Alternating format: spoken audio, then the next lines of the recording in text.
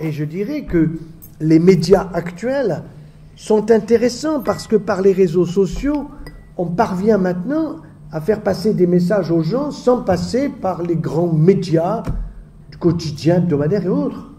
C'est pour ça que je me suis lancé dans une lettre qui est hebdomadaire, qui est une lettre d'information vers le grand public, qui est gratuite, que tout le monde peut recevoir. Il y a à peu près 600 000 et un peu plus personnes qui la reçoivent toutes les semaines.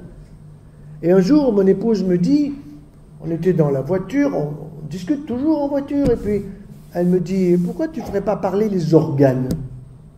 Je la regarde, je lui dis, mais je vais faire parler ton utérus.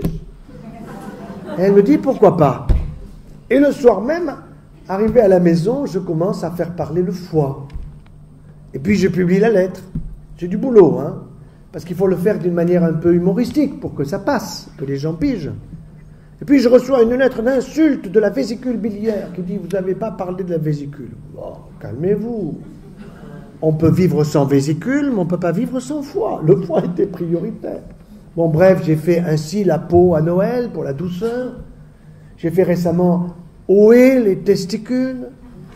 Bon, j'ai reçu des lettres d'insultes des ovaires, alors j'ai fait les précieux ovaires. Bon, bref, j'essaye d'expliquer d'une manière un petit peu humoristique. Pourquoi? Parce que l'humour étant cousin germain de l'amour, les messages passent mieux.